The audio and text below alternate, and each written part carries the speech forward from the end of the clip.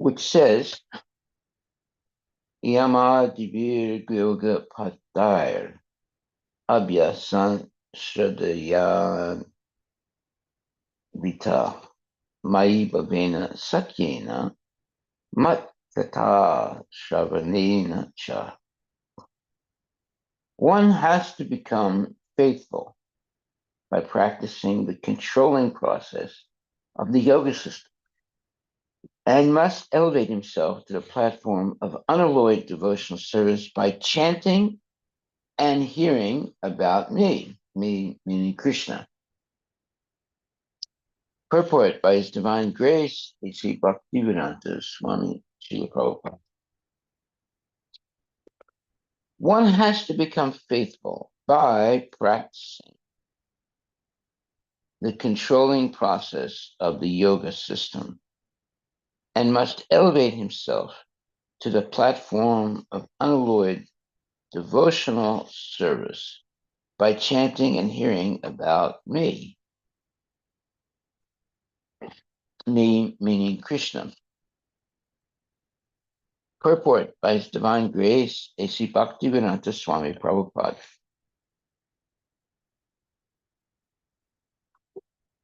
Yoga is practiced in 8 different stages. Yama, niyama, asana, pranayama, pratyahara, dharana, dhyana, and samadhi.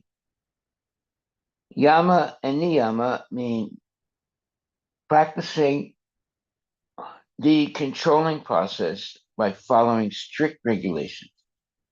And asana refers to the sitting postures. These help raise one to the standard of faithfulness in devotional service. The practice of yoga by physical exercise is not the ultimate goal. The real end is to concentrate and to control the mind and train oneself to be situated in faithful devotional service. Bhavana, or bhava, is a very important factor in the practice of yoga or in any spiritual process. Bhava is explained in Bhagavad Gita, 10th chapter, 8th verse, Buddha Bhavana Samanvita. One should be absorbed in the thought of love of Krishna. When one knows that Krishna, the Supreme Personality of Godhead, is the source of everything, and that everything emanates from him, aham sarvasya prabhava, then the one standard Vedic, I'm sorry, when one knows that Krishna, the Supreme Personality of Godhead, is the source of everything and that everything emanates from him, aham sarvasya prabhava, then one understands the Vedanta aphorism, Janmadasya Yata, the original source of everything. And then he can become absorbed in bhava, or the preliminary stage of love of God. Rupa Goswami explains very nicely in the Bhakti Rasamrita Sindhu how this bhava, or preliminary stage of love of God, is achieved. He states that one first of all has to become faithful, Shraddhayanvita. Faith is attained by controlling the senses, either by yoga practice, following the rules and regulations, and practicing the sitting postures, or by engaging directly in bhakti yoga as recommended in the previous verse. Of the 9 different items of bhakti yoga, the first and foremost is to chant and hear about Krishna. That is also mentioned here. Matkata Shavinena Cha. One may come to the standard of truthfulness by following the rules and regulations of the yoga system, and the same goal can be achieved simply by chanting and hearing about the transcendental activities of the Lord. The word cha is significant. Bhakti yoga is direct, and the other process is indirect. But even if the indirect process is taken, there is no success unless one comes fully to the direct process of hearing and chanting the glories of the Lord. Therefore, the word satyena is used here. In this connection, Swami Sridhar comments that satyena means niskapatena, without duplicity. The impersonalists are full of duplicity. Duplicity means cheating. Sometimes they pretend to execute devotional service, but their real ultimate idea is to become one with the Supreme. This is duplicity. Kapata, the Bhagavatam does not allow this duplicity. In the beginning of Srimad Bhagavatam, it is clearly stated, Parama Nirmatsaranam. This treatise, Srimad Bhagavatam, is meant for those who are completely free from envy. The same point is again stressed here. Unless one is completely faithful to the Supreme Personality of Godhead and engages himself in the process of hearing and chanting the glories of the Lord, there is no possibility for liberation. Srila Prabhupada ki jai. Wonderful purport. Okay, so the verse again says, one has to become faithful by practicing the controlling process of the yoga system and must elevate himself to the platform of unalloyed devotional service by chanting and hearing about me meaning Krishna. Well, it's pretty straightforward. We become faithful by practicing the controlling process of the yoga system and must elevate oneself to the platform of unalloyed devotional service by chanting and hearing about Krishna. This is the life of a devotee. Devotee is always chanting and hearing about Krishna. That means that one is always engaged in devotional service. And the best service is chanting and hearing about Krishna. So quickly the devotee learns that and saves his life by strictly following the rules and regulations of Krishna consciousness. And this chanting and hearing about Krishna is essential. That's the main way one can get his mind cleaned up, by hearing and genuinely not engaging in sense gratification. So therefore, that is the way to elevate oneself to the platform of unalloyed devotional service, by chanting and hearing about Krishna. So in this verse, it says, yoga is practiced in 8 different stages: yama, niyama, asana, pranayama, pratyahara, dharana, dhyana, and samadhi. Yama and niyama mean practicing the controlling process by following strict regulations. And asana refers to the sitting posture. Okay. These help raise one to the standard of faithfulness in devotional service. The practice of yoga by physical exercise is not the ultimate goal. The real end is to concentrate and to control the mind and train oneself to be situated in faithful devotional service. Well, that is a very important statement. Um, Faithful devotional service. So, yogis engage in meditation and they perform tapasya, or they deny themselves sense gratification.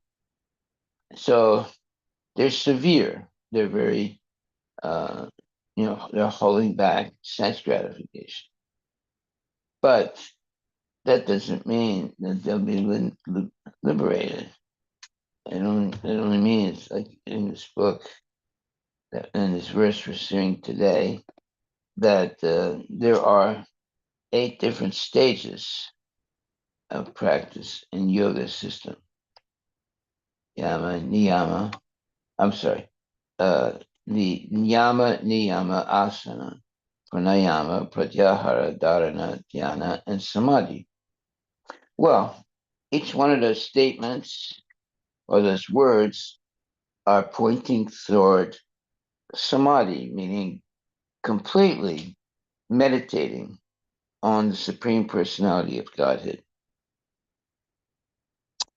So there are different stages of that meditation, but the highest stage is samadhi, when one completely engages in meditating on the Lord.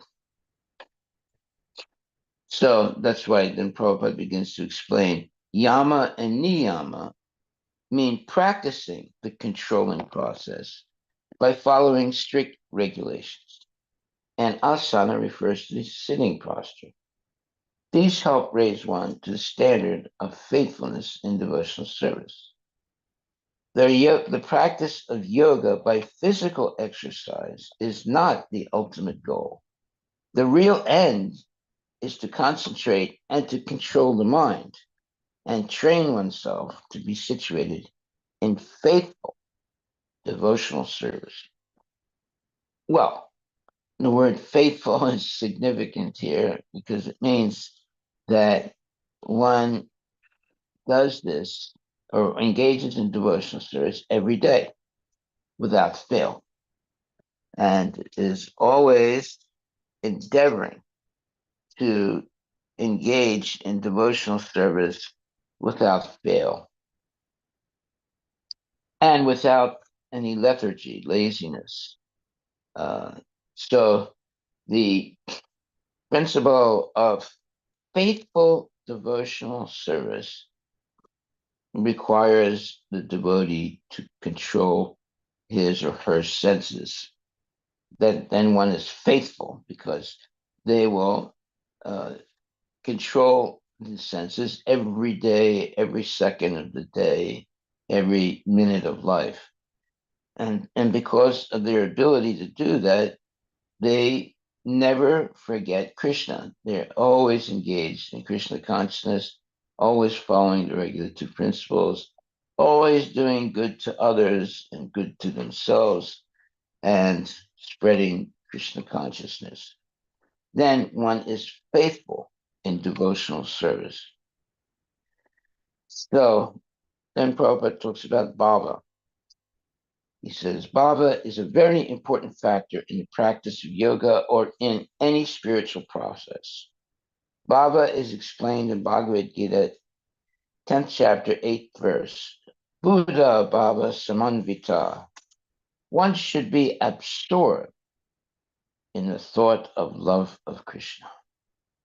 When one knows that Krishna, the Supreme Personality of Godhead, is the source of everything, and that everything emanates from him, aham sarvasya prabhava, then one understands the Vedanta aphorism, janmad asya yata, the original source of everything. And then he can become absorbed in bhava, or the preliminary stage of love God. That's an important point. The source of everything. In other words, there are not two different sources of everything. There's only one source of everything. That's Krishna. When we come to that realization, we are then on the fast rail to go back to Godhead. We don't distract. They're not distracted by mundane uh, activity or thoughts or philosophies. One is not cheated by different types of false philosophies.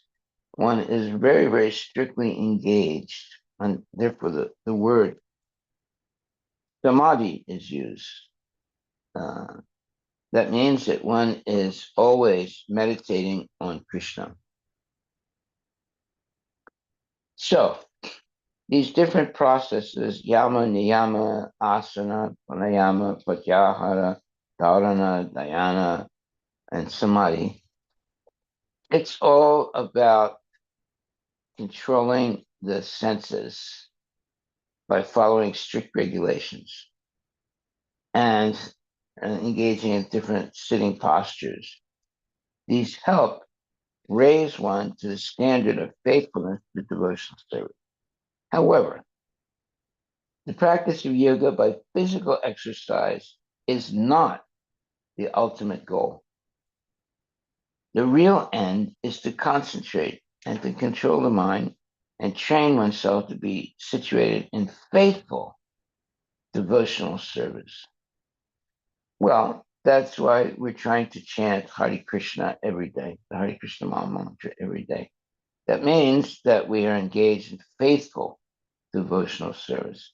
It's not simply doing gymnastic uh, exercises. That is not really yoga. It might be some preliminary, let's say, engagement in yoga, but that's not the real yoga. Yoga means connection to Krishna. And that is done by meditating on the Lord in the proactive way of devotional service, not the uh, silent way or non active way. That's why Prabhupada says the practice of yoga by physical exercise is not the ultimate goal. The real end is to concentrate and to control the mind and train oneself to be situated in faithful devotional service. So, Baba is a very important factor in the practice of yoga or in the spiritual process or any spiritual process. Baba is explained in Bhagavad Gita 10.8. Buddha Baba Samanvita. One should be absorbed in the thought of love of Krishna. When one knows that Krishna, the Supreme Personality of Godhead, is the source of everything and that everything emanates from him, aham sarvasya prabhava, then one understands the Vedanta aphorism, janmadasya yata, the origin, the original source of everything. Then he can become absorbed in bhava or the preliminary stage of love of God. These are very important statements. When you understand the origin of everything, that is Krishna, Supreme Personality, Godhead, then we understand who we are, who we have come from, or the genesis of our existence. And so we don't come from, let's say, mundane origin. We come from a sacred origin or transcendental origin. That is, we were all originally with Krishna. Krishna is the father of all living entities, and he happens to be the Supreme Personality of Godhead.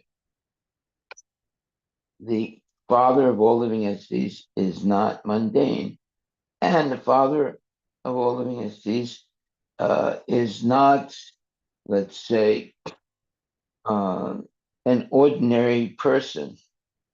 Um, Sometimes people they say, oh well, in our dynasty there is uh, there is uh, our original father and mother. So they'll go back maybe, 3 generations.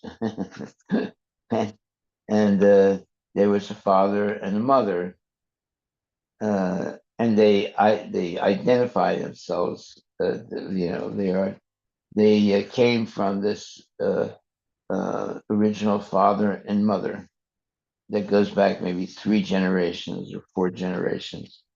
But that's not the fact.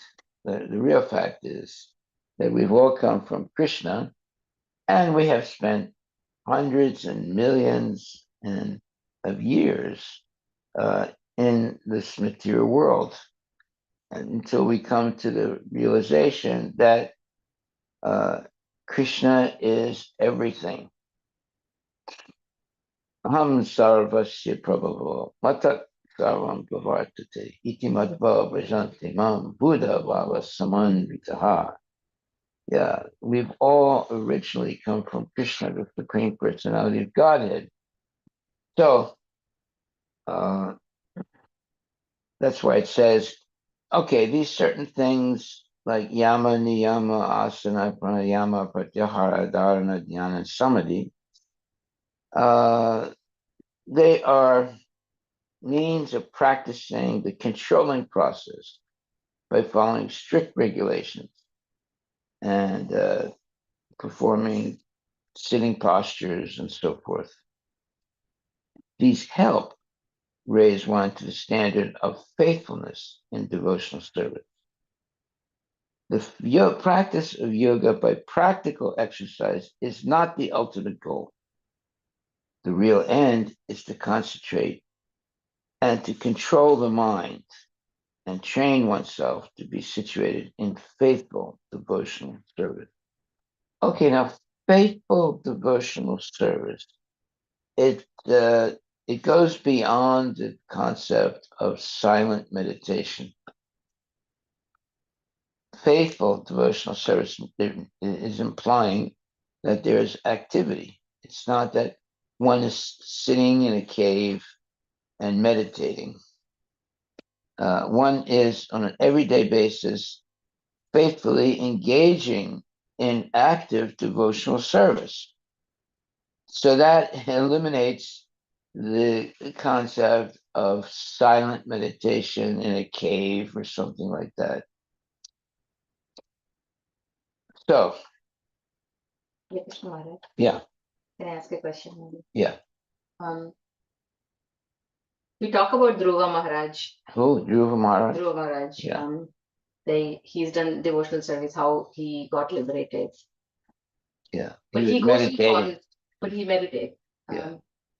But was he doing silent meditation like what we are talking about, or what he did No, considered as devotional service? no.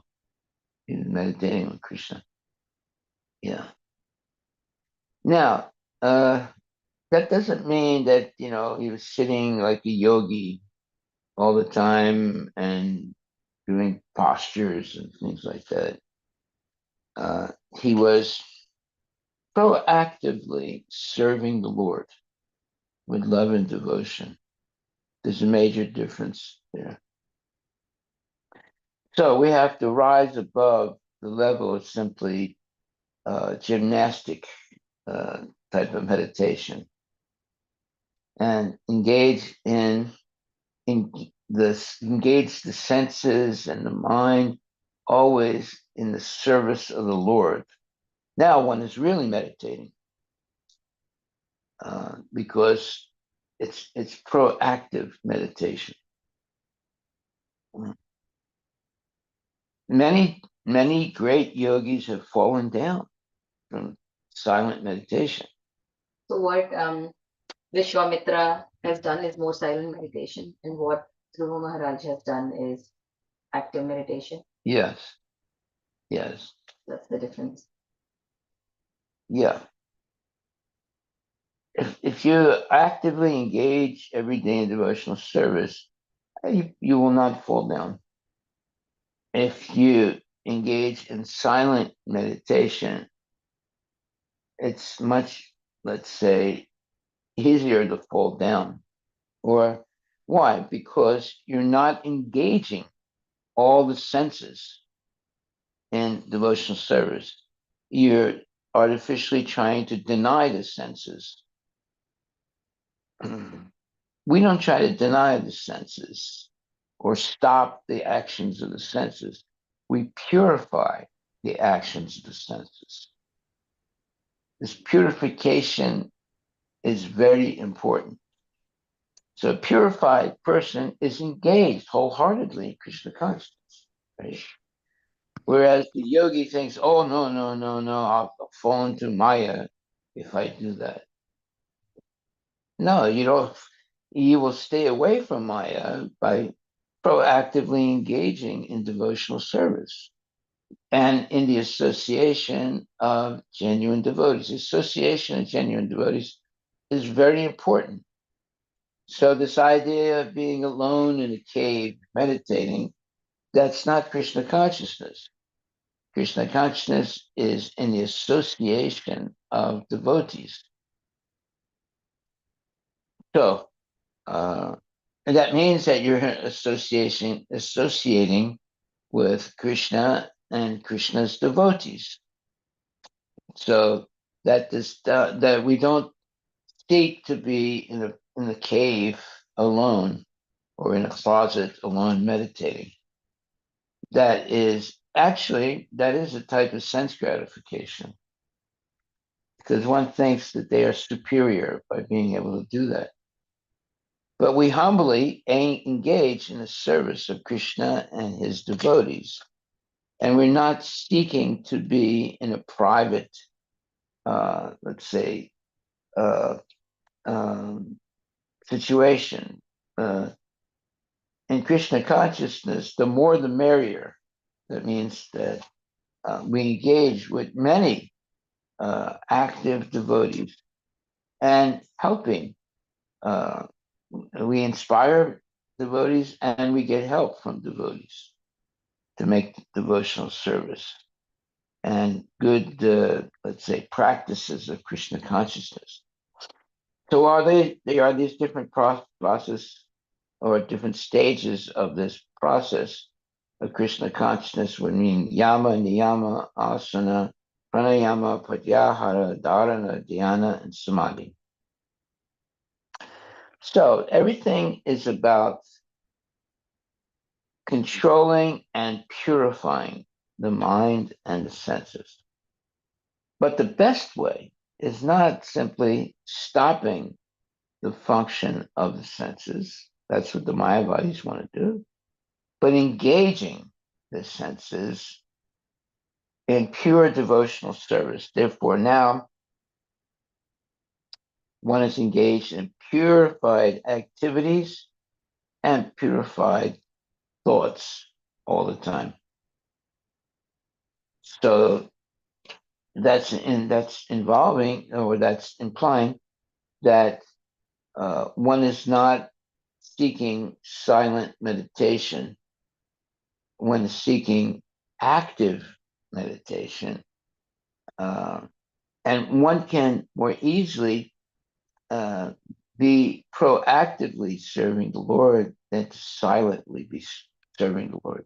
You can certainly serve the Lord also silently, but it is not as, let's say, uh, powerful as proactively serving the Lord. Now you're using all your senses and all your assets in the service of the Lord. Whereas silent meditation, you're not using all your senses. You're trying to deny the use of the senses or stop the use of the senses. Okay, so Sobara Muni is one example. Like he's meditating underwater for a long, long time. But at one point, a school of fish came past his underwater meditation, and there the fish were having sex. And so Baramuni became conscious of their sexual activity, and it broke his concentration. Right? And immediately he scrambled to come to the surface of the water, and then he got out of the water, and he didn't look really nice because he'd been underwater for a long time. Uh, he had what's called barnacles. Look that up, barnacles. They're different types. I think they're living entities that connect to the body of living entities that stay underwater for a long time. Barnacles. Anyway, he looked pretty ugly. Yeah. What does it say? Barnacles are small, hard-shelled marine organisms that belong to the class of, there's a particular name, Cirripedia. They are crustaceans related to crabs and lobsters, but are sessile. Um, They are what you would call what's that word? They live off of the body of another living entity. like parasites. Yeah, they're like parasites. Yeah, Yes, it's found in the oceans worldwide, often attached to hard surfaces like rocks, ship hulls, docks, and even marine animals like whales and turtles. right.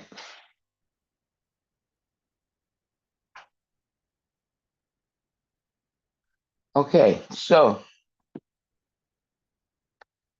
uh, in Krishna consciousness, one is not so, let's say, attracted to silent meditation. One is attracted to proactive meditation, where you're using all the senses in the disturbance of Krishna. If you just engage in silent meditation, you don't necessarily use all the faculties or all the senses in Krishna's service. But when you engage in devotional service, you're using all your senses in Krishna consciousness. And you are purifying your senses. You don't try and put to sleep the senses. You try and keep them engaged in, uh, let's say, pure devotional service. It's active. Just like, if there's stagnant water, it's not purifying.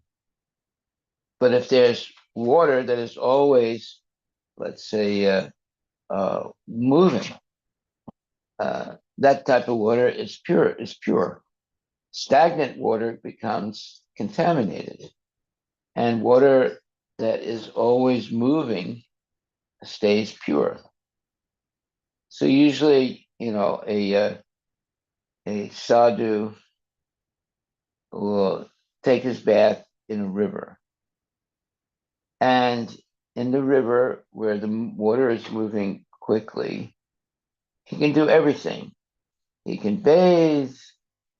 He can, uh, let's say, get rejuvenated with the swift current of the water, and so forth. And so he's rejuvenated. And also, it's good that the water is cold. You know, so one actually gets rejuvenated, and the circulation of the blood also gets invigorated when you bathe in a river that's has a strong current. So oftentimes there are places you can go with strong currents, and they have these chains that are connected to a,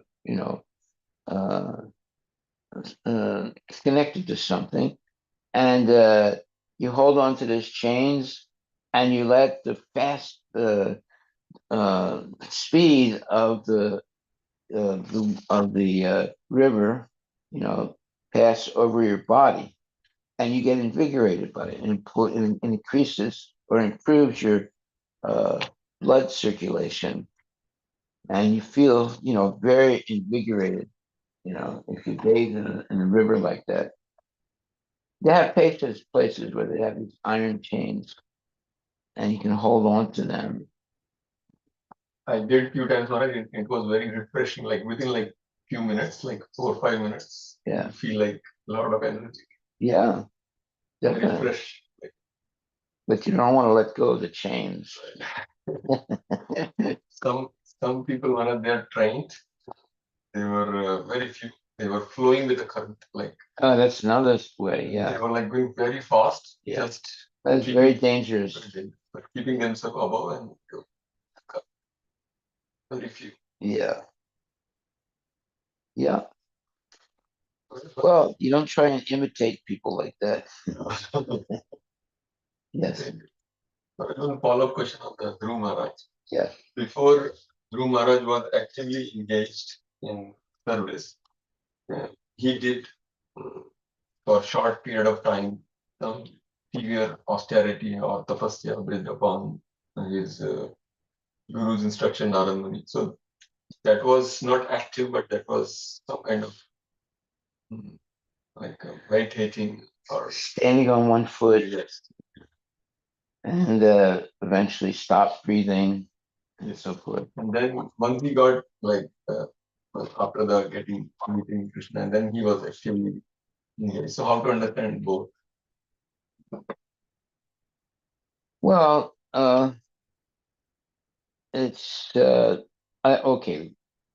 Did Prabhupada ask us to do that? No.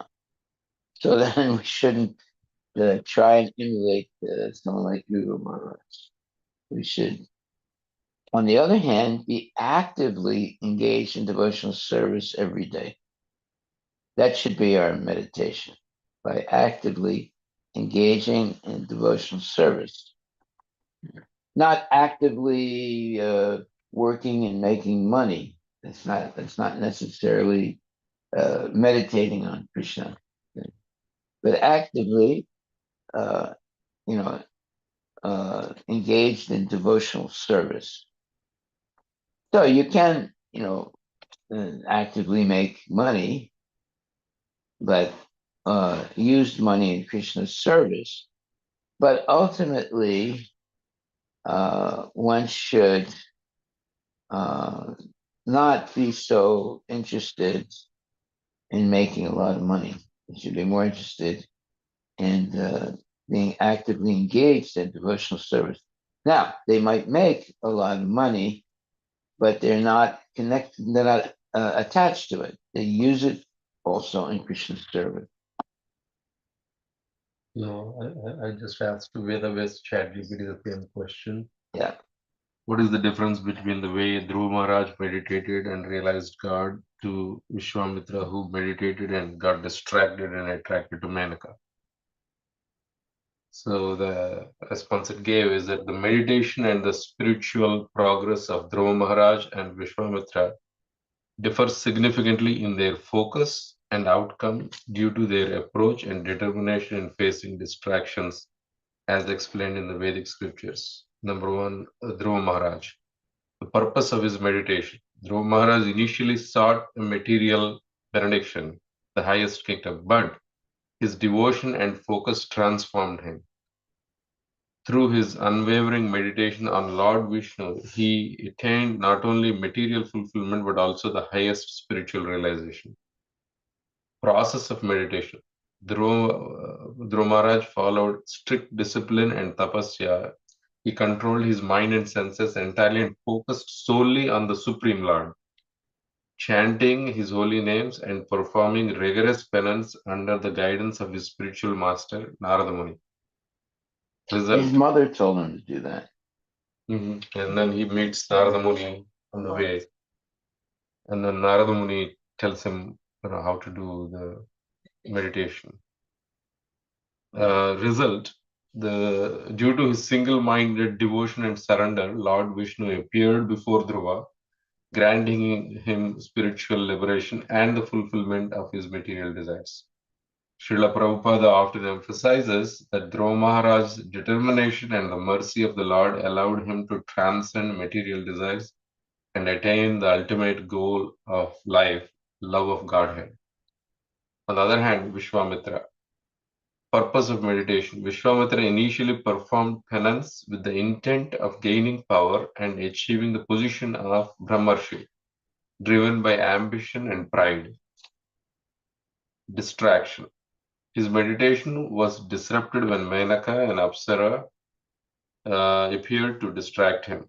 He succumbed to the material allurements and succumbed to the material allurements and thus deviated from his spiritual practice. Result, despite being a great sage, Vishwamitra faced setbacks due to his desires and attachments, which led to repeated failures in his spiritual journey. Srila Prabhupada, commenting on such examples, explains that Vishwamitra's failure highlights the dangers of material desires and lack of complete focus on the Supreme Lord. So the key differences. Number one is focus and surrender. Dhruva Maharaj's surrender was complete and his meditation was directed towards the Supreme Lord under proper guidance. Vishwamitra, although performing tapasya, was not free from material motivations. Distractions. Dhruva resisted temptations and obstacles, while Vishwamitra succumbed to them, showing the importance of pure intention and unwavering focus on the spiritual goal. Outcome. Dhruva attained the Lord's darshan and a permanent spiritual position. Vishwamitra faced setbacks and had to continue his spiritual practice over multiple lifetimes. Lessons. From these two accounts, Srila Prabhupada teaches the importance of number one, proper guidance and surrender to a bona fide spiritual master. Number two, a fixed determination in devotion to the Supreme Lord. And number three, the avoidance of material distractions for successful spiritual progress. It's like Haridas Thakur. He was also tested. Everybody's going to be tested. And if you pass the test, then you become Krishna conscious. And if you don't pass the test, well, you stay a victim of Maya. So Maya is going to test us, everybody. So therefore, we have to strictly follow the regulative principles. But above that is actually developing love for Krishna. Otherwise, you might even be very, very strict in all your practices. But if you don't attain love for Krishna, you can still fall down. Someone who has love for Krishna cannot but think of Krishna all the time. Therefore, they won't fall down. But if you're just doing it for fame or something like that, then no matter how much meditation you do, you can fall down. So the best meditation is proactive service in Krishna consciousness. Then you're engaging all your senses that way in Krishna consciousness. And your goal is not to become powerful or famous or have sense gratification, etc. Your goal is to please the Lord. And you'll know you please the Lord when you're able to control your senses and always engaged in devotional service. Okay, so engage in devotional service without a material motive.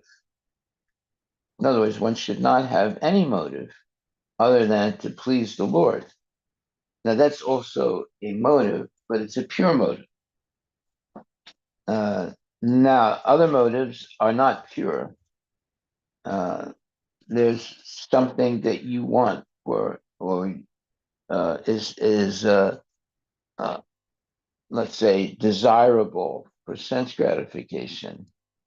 But when your only desire is to please the Lord, and all your activities are engaged in pleasing the Lord according to the rules and regulations of Krishna consciousness, now you're becoming gradually purified of all those other types of desires that people may have.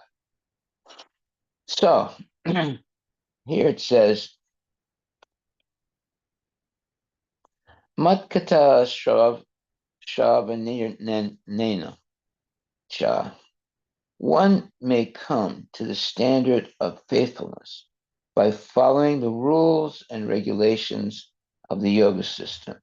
And the same goal can be achieved simply by chanting and hearing about the transcendental activities of the Lord. So that's a beautiful statement. Simply by chanting and hearing, rather than engaging in severe types of tapasya.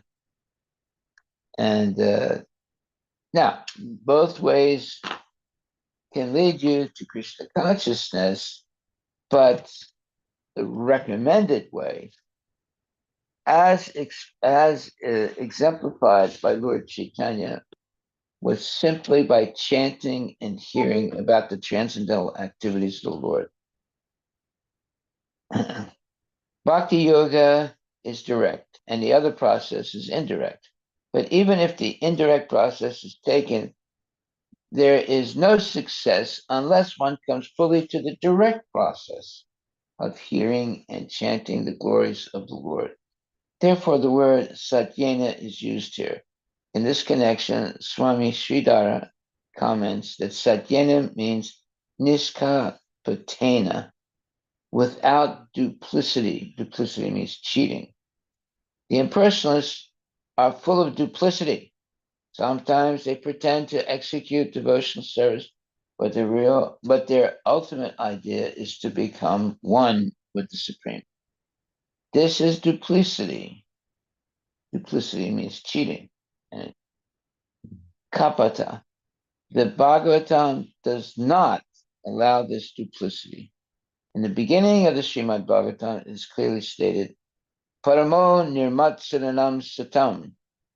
This treatise, Srimad Bhagavatam, is meant for those who are completely free from envy. The same point is again stressed here, unless one is completely faithful to the Supreme Personality of Godhead and engages himself in the process of hearing and chanting the glories of the Lord, there is no possibility for liberation. Okay, hearing and chanting the glories of the Lord. That should be our real vocation in life. I want to look that word up, vocation. It's what we are naturally attracted to. It's a type of work that we're naturally attracted to. It's, vocation refers to a person's calling or strong inclination towards a particular type of work, duty, or service. It often carries a spiritual or moral dimension, suggesting that one's occupation aligns with their deeper purpose or mission in life. In spiritual context, according to Srila Prabhupada's teachings, vocation is understood as one's dharma or duty, which should ultimately serve the Supreme Lord. Srila Prabhupada explains that every individual has a natural role as prescribed with the Varnashram system, and that performing his duty in a spirit of devotion constitutes true success in life. Yeah. Yeah, everybody has an art, and it's hard to develop an art. But once you have an art, the perfection of your life is using it in Krishna service. So someone might be a very good singer. They practiced for years. Or one can be a very good violin player and practice for years and years. If you use that art that took you years to develop in Krishna's service, that's the perfection of your life. Mm. But if you just use it to make money or be famous or whatever, then you actually waste it. It's not being used correctly in the service of Krishna. So unless we dovetail our arts or achievement, or let's say our special, let's say, art that we can that we takes years to perfect, unless we use that in Krishna's service, we are still victims of Maya and we stay in the material world.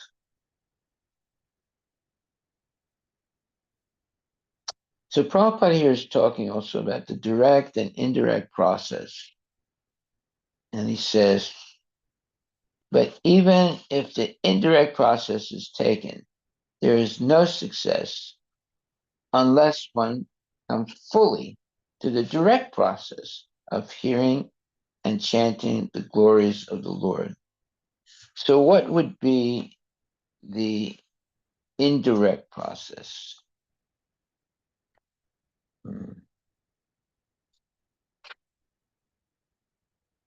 Oh, the indirect process is altruistic activities, right? Like uh, going on a fast, right? Fasting for not actually for being purified, but for um, fasting in order to for a political reason, right? So you see, someone goes to jail and they go fasting, and so that might be good for getting to be famous, but it doesn't mean that you're going to get out of jail, right? Yes. But some people fast for good health. So that is also considered indirect. Yeah.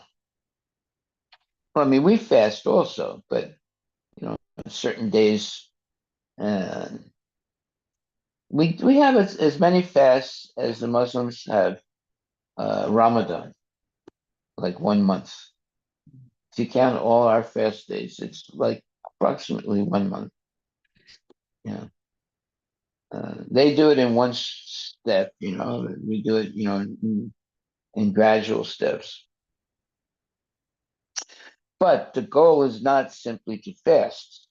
The goal is to remember Krishna, right? And become more, let's say, intensely meditating on Krishna. It's not simply, for health. Yeah, a lot of people meditate for health, you know. It doesn't mean they are spiritually inclined. They have a motive, but the devotee does not have a motive, a material motive. The devotee may have a spiritual motive, that is to purify their meditation on Krishna, but that is not a material motive. Anything to do with Krishna is not a material motive. Yeah, this is also just this morning I was looking at this verse, Maharaj. In the 11th chapter, when Krishna, after his Vishwarup darshan, towards the end, he says this particular verse. These two verses are the same thing. 11th chapter, 53rd.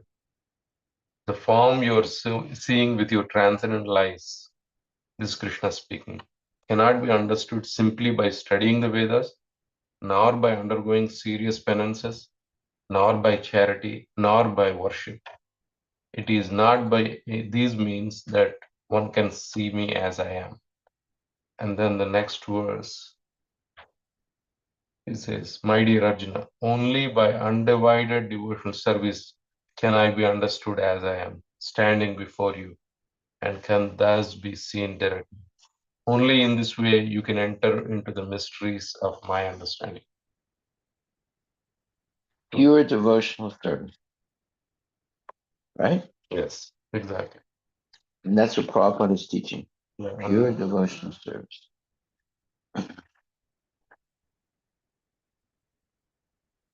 Yeah. So if we have a motive, just like Vishwamrita Muni had a motive, right? Mm.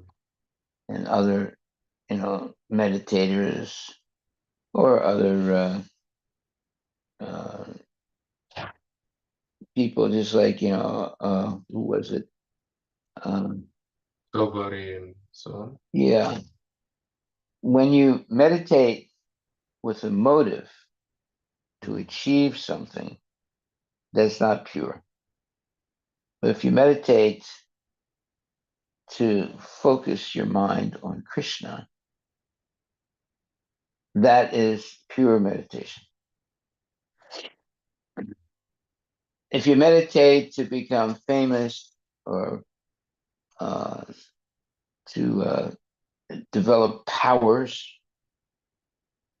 just like you have yogis who become very powerful by severe meditation, but that is in order to control things or control people. That is not pure. So there should not be any material motive when you engage in some kind of tapasya. But sometimes people engage in severe tapasya, but it's the reason is they want to attain some powers. So that's the difference between what was his name? Vishwamitra. Dhruva Maharaj. Huh? Dhruva Maharaj. Yeah, Dhruva Maharaj was he was meditating on Krishna, right? Lord Vishnu, yeah. But he first started with the material motive and then Became purified. purified and then Yeah. meditated for the pure motive. What is it? Well, his statement was, I was seeking pieces of glass, broken glass, but now I've found the diamond. Exactly. Dhruva Maharaj. Yeah, that was Dhruva Maharaj. So Lord Vishnu appears after his meditation. Yeah. That's what is the story also telling that even if you have motive, if you worship Krishna, that gets purified, which doesn't happen in the other. It Correct. dovetail your motive into Krishna. Krishna, yes. Akamo Sarvakam. Yeah. Everything depends on the motive. I have two people meditating. One is meditating so they become powerful, or they want to kill somebody, or but someone else is meditating, and they're meditating on Krishna. So there's you have two people that apparently are doing the same thing, but not for the same motive. So everything depends on the motive. Maharaj, is in this case, is motive more important, or is the goal of the surrender to Krishna more important? The Because the object of worship. Because in case of Dhruva, even though his motive was material, because his object of worship was Lord Vishnu or Krishna, then he got purified in the process. Whereas Vishwamitra and others, they probably were worshipping Lord Shiva, Lord Brahma, Brahman. or just the Brahman. So in that, Well, because they want something, correct. whereas a devotee doesn't want anything material. But in case of Dhruva, he started with material desire still, right? But luckily he got the guidance of Narada Muni to focus on Lord Vishnu. The perfect object of worship. Yeah. That's because he got the mercy of a devotee. Yeah.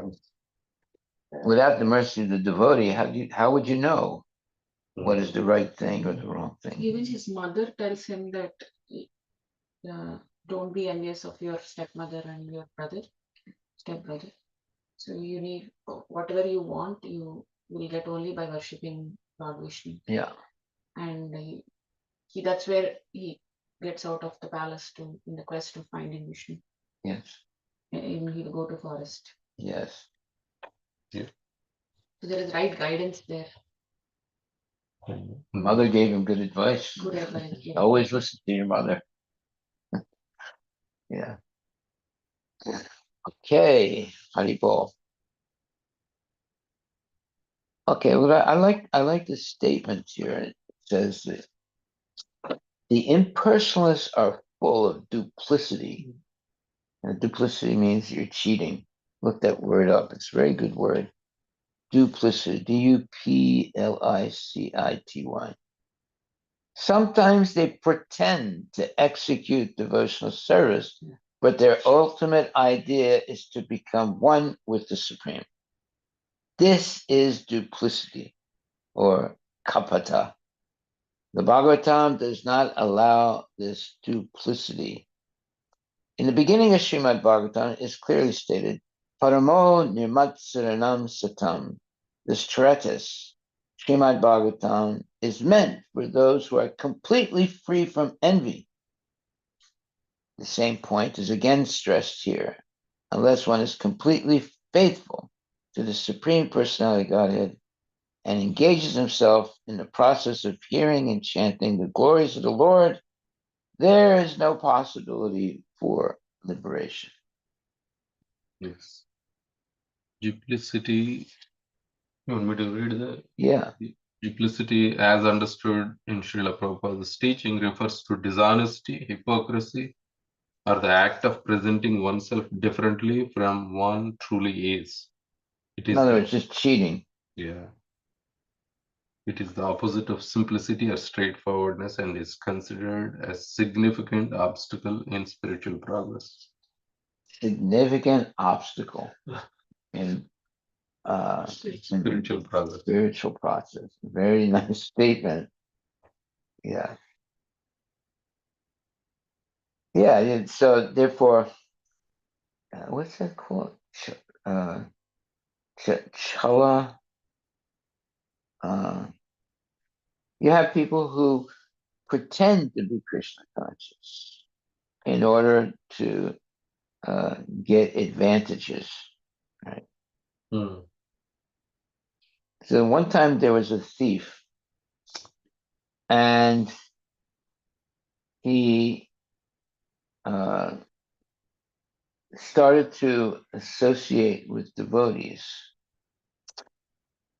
And one night when everyone was sleeping, he went from one devotee to another and taking the belongings of one devotee and mixing it up with the belongings of another devotee. So in the morning when everybody woke up, they saw that, they didn't have their own belongings. They had been scrambled. And then they they found out who did it. And they asked him, I said, why'd you do this? He said, well, I used to be a thief. So I have that tendency of stealing. He said, but because I was trying to become a devotee also, so instead of stealing it, I just scrambled it. Take from here and put it there. Took one person's things and mixed it with someone else's things.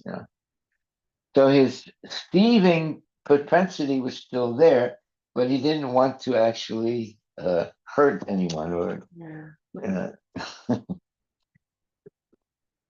How to deal with this tendency, man? I already further like because you're trying to fix your tendency, but during the time, like thief example. Trying to purify it. Yeah. So how to during that time, like when purification has not done fully, but it's happening, how not to even act like this during those time, how to control on those tendencies.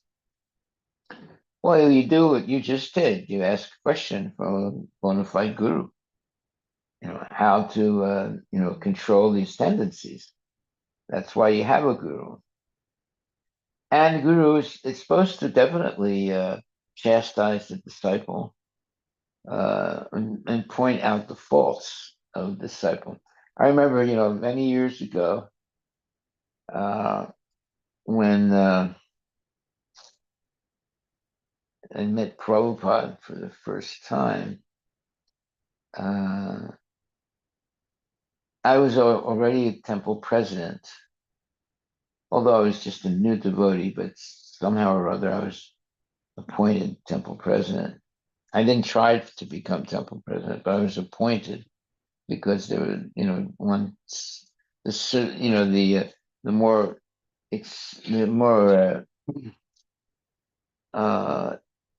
the more let's say bona fide devotee had to leave, so he made me the temple president when I was still a brand new devotee. So anyway, then Prabhupada came for the first time. That's the first time I met Prabhupada. So I was, really puffed up. And so when Prabhupada came, I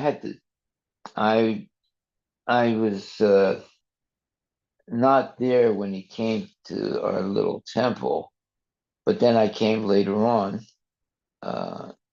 And anyway, so when I came, because I thought, oh, I'm the president of the temple, so I pushed everyone out of the way and sat right next to Prabhupada. And and Prabhupada noticed what I did, and he kept talking, but he didn't talk to me. He ignored me. Then I realized, oh my God, I must have made a mistake. I had to push people out of the way because I'm the temple president. And I had to sit right next to Prabhupada. So after a long while, he was talking to so many other devotees, asking them what they do and thanking them and so forth. Eventually, it came to me. So when he came to me, he asked me a question. He said, how far is the new temple that you got from where we are? And I said, oh, no, it's not very far, Prabhupada. He said, oh. He said, do you have to take, how far does it take to get there by train? I said, oh, well, it's at least 45 minutes to an hour. And he said, And with the car, how long it takes. yeah, I mean, he asked me these questions that I completely threw me off guard, right? And I was trying to tell him it's not very far away, but the way I explained it, he said, "Oh, so therefore it is very far away." Then I realized he was my guru because right away he showed my like shortcoming and saying things and explaining things. And then I kept my mouth shut after that. And just listened to Prabhupada. Didn't try and become some great, devotee. He put me in my place, you know. But that was just, right away, the first time I meet him, he trained me that, my way of thinking and, in other words, perceiving things was not very good. And it was imperfect. And that's the goal of the guru is to show the imperfection of the new devotee. So there was a quick training that he gave me. He showed me how imperfect I was. Haribol. Okay. But in your case, Maharaj, you realized and you are aware of your mistake. And you understood what Prabhupada was trying to. Well, I understood that he was my guru. Yeah. That he could point out all my nonsense things, you know. That's why it says here that therefore the word Satyena is used here. In this connection, Swami Sridhara comments that Satyena means niskapatena, without duplicity. The impersonalists are full of duplicity, meaning cheating. Sometimes they pretend to execute devotional service, but their ultimate idea is to become one with the Supreme. This is duplicity, kapata. The Bhagavatam does not allow this duplicity. In the beginning of Srimad Bhagavatam, it is clearly stated, Paramo Nirmatsaranam Mirnatsaranam Statam. This treatise, Srimad Bhagavatam, meant for those who are completely free from envy. The same point is again stressed here, unless one is completely faithful to the Supreme Persona of Godhead and engages himself in the process of hearing and chanting the glories of the Lord, there is no possibility of liberation. So what's interesting here is that he's talking about duplicity or cheating. So he says the impersonalists are full of duplicity or cheating. Sometimes they pretend to execute devotional service, but their ultimate idea is to become one with the Supreme. This is duplicity or kapata. No one can become one or greater than the Lord. They are always going to be subordinate to the Lord. So the desire to become one with the Lord, like the Mayavadis, or to become greater than the Lord, like the demons, that is all cheating or duplicity. The Bhagavatam does not allow this duplicity. In the beginning of Srimad Bhagavatam, it is clearly stated, Paramo Nirmatsaranam Satam. This treatise, a treatise is a nice word to look up, Treatise. It is a Written work dealing formally and systematically with a subject. say it again. A written work Yeah. dealing formally and systematically with a subject. Yeah. So Prabhupada is referring to Srimad Bhagavatam as a treatise, dealing formally and systematically. The subject. And the subject is Krishna consciousness. So this treatise, Srimad Bhagavatam, is meant for those who are completely free from envy.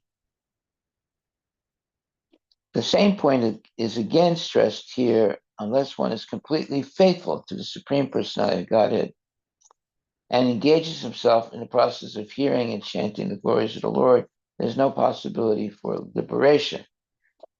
So at first he's talking about the Bhagavatam does not allow this duplicity. Okay, what's duplicity?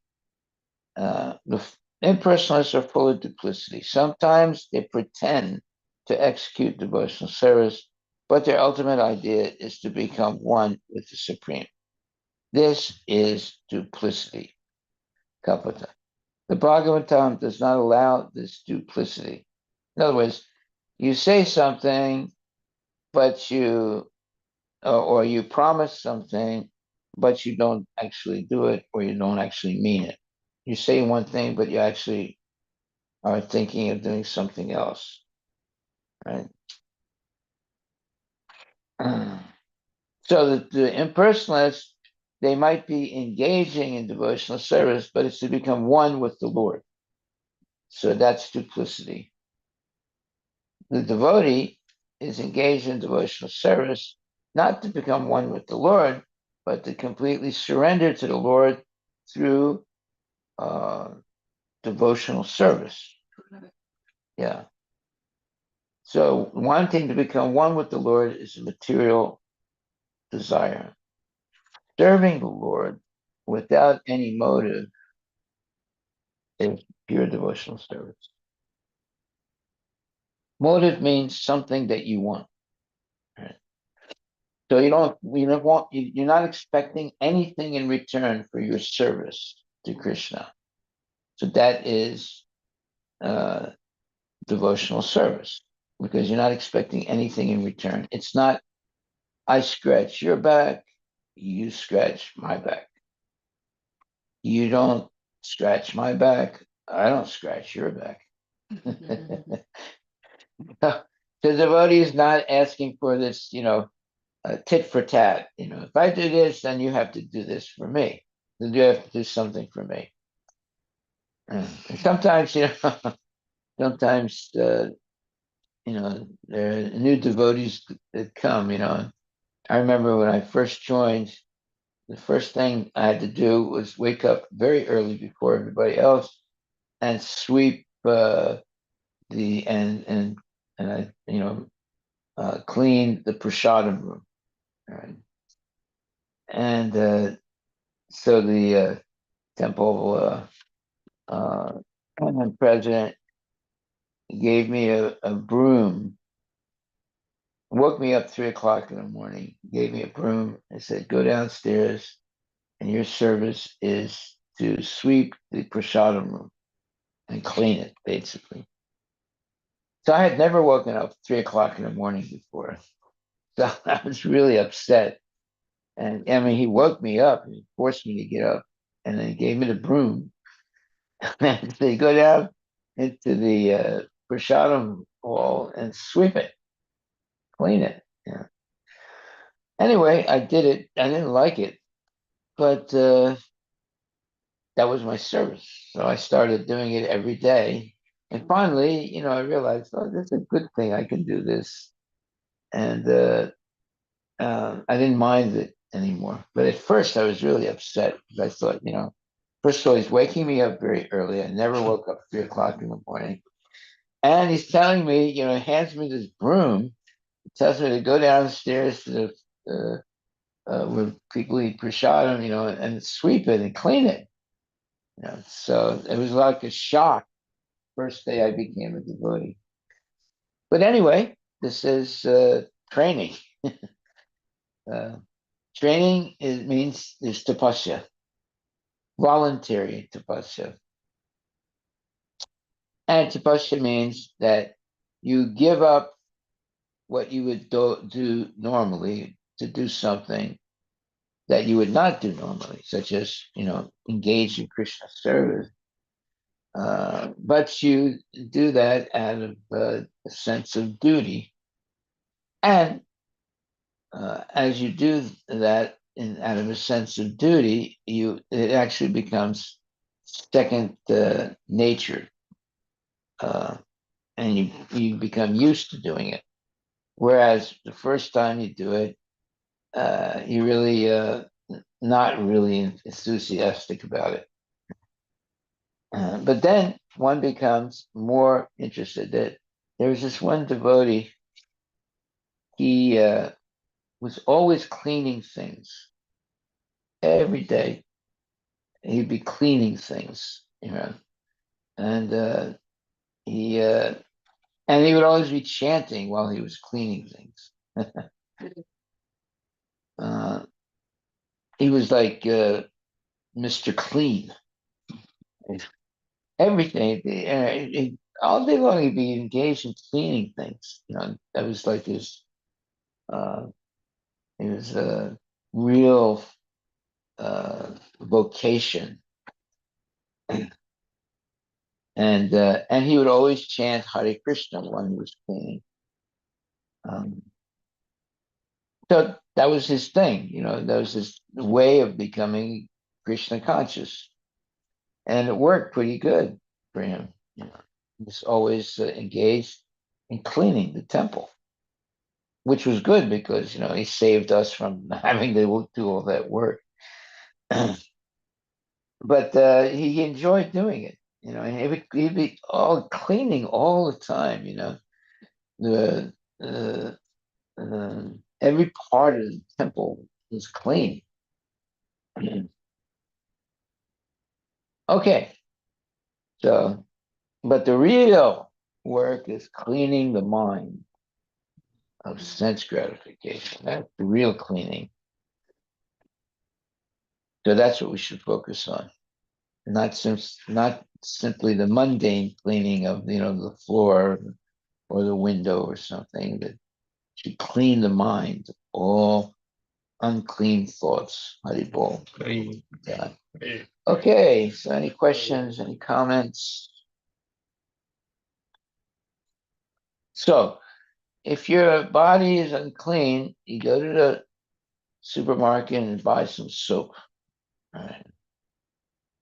What is the soap for the brain, for the mind? Chanting Hare Krishna, all right? Engaging in devotional service. So there's a soap for the mind. You can't buy it in the supermarket. And there's a soap for the body that you can buy in the supermarket. Right? That soap for the mind is chanting Hare Krishna, Hare Krishna, Krishna Krishna, Hare Hare, Hare Rama, Hare Rama, Rama Rama, Hare Krishna Mantra ki Jai.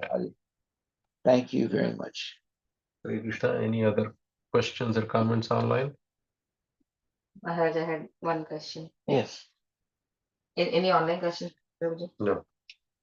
Maharaj, is it I think somewhere Prabhupada said here that if you not putting God above everybody else, or if you don't believe in God, then you have some kind of envy.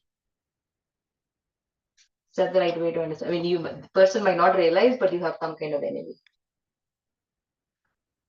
Mm-hmm. So this is somewhere. Is that the way to understand? I think I just want to make sure I got the right essence.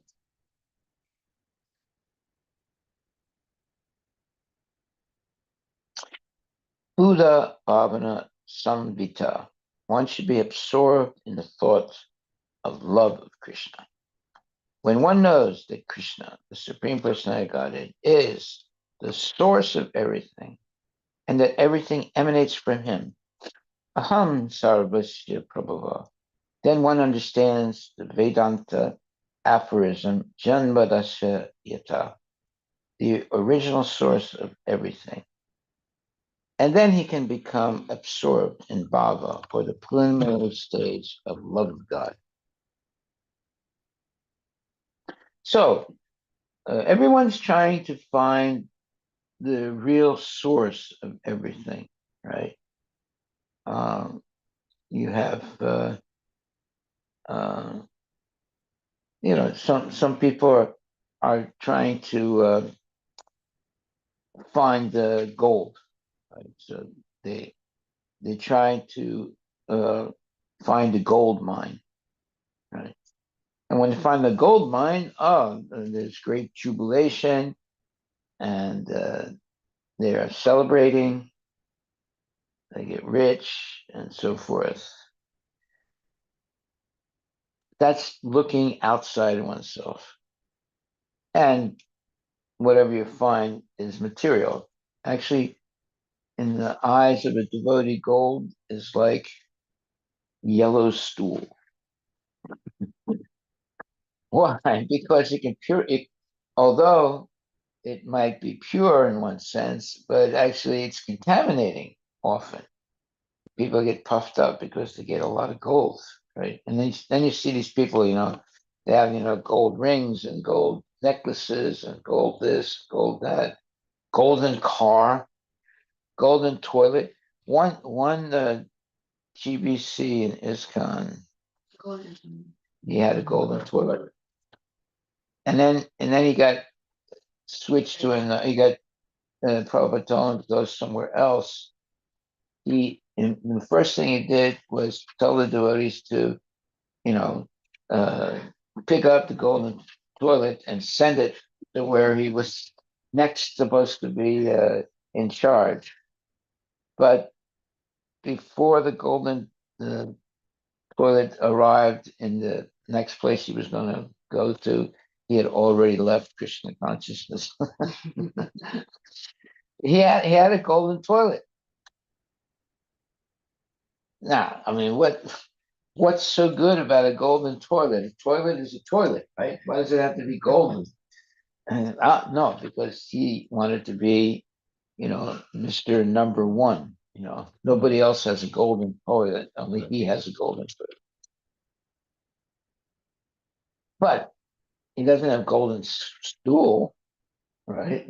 So it's the same stool, whether it's a golden toilet or ivory toilet or whatever. So these false concepts of identifying with material things is a disease. So one should be satisfied in any circumstances, rich or poor, but they'll always continue in their devotional service. One does not need a golden toilet to make advancement in spiritual life. I don't know. I never saw that golden toilet, but he definitely had one.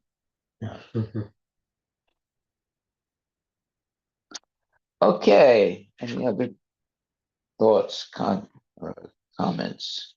Because I'm trying to contrast the text 5 and text 6. What is it that is trying to look at the significance of text 5 versus text 6? Is what is it that we are not knowing in 5, because Bhakti Yoga already mentioned there, and then text 6 also there's a further prescription by Kapila Muni. I'm trying to get to my brain. What should I focus on 5 versus 6? It's in the detail of Bhakti Yoga is doing, right? Like, for example,